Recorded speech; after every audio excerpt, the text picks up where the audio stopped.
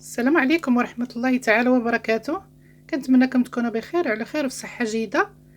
اليوم ان شاء الله عندنا فيديو جديد، غندير معكم وصفة ديال الناس اللي فيهم الكحبة واللي كيعانيوا من البرد. هاد الوصفة راه زوينة ومجربة. عندي هنايا الحامض، وعندي عصية سيدنا موسى ولا ورق الغار ولا كل كيفاش كيسميها. انا عندي هذه جديدة باقا خضرة، ها لي يابسة كيفاش دايره. عندي هنا الحامض غنعصرو، وهذاك ورق الغار غنديروه يطيب.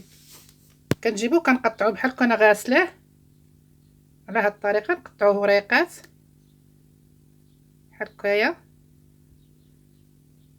صافي. كنديروه يطيب، راه مزيان الكحبه مزيان للوليدات.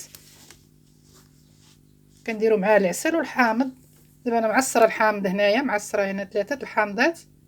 عندي هنايا العسل الحر، اللي ما عندوش يدير سنيده على حساب الحلاوه. كاين الناس اللي عندهم السكر واللي عندهم داك كيديروا غير كميه قليله. عندي هنايا الماء طايب غنخوي عليه حساب يطرو ديال الماء.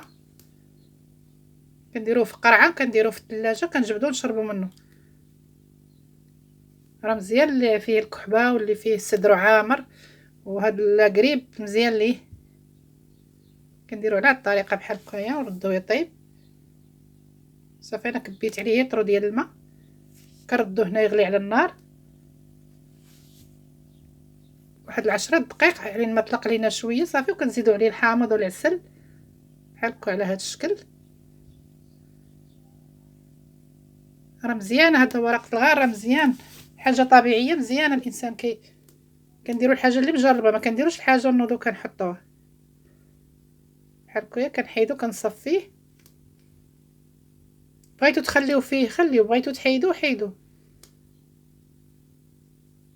صافي. كنعزلو بحال هكا نقيه مزيان. دابا غادا نزيد عليه العسل على حساب الحلاوه كله واشنو كيبغي.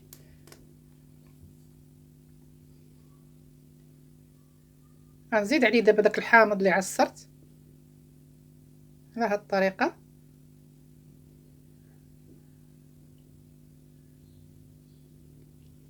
صافي. كنديروه بحال هكايا في الثلاجه، ملي كنجيو نعسو كنشربو منه.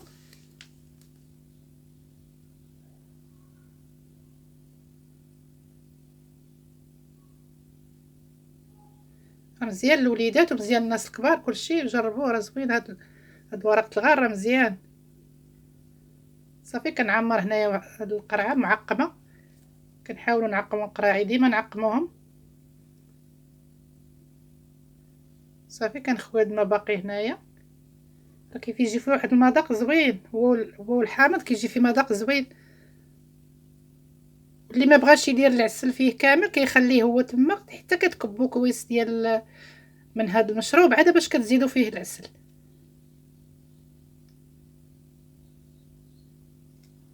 ممكن تجربوه راه كيجي زوين، تيوافق الوليدات يوافق الكبار يوافق. وكنتمنى يعجبكم هذا الفيديو، بارطاج وديروا لنا لايك ودعمونا وفعلوا الجرس.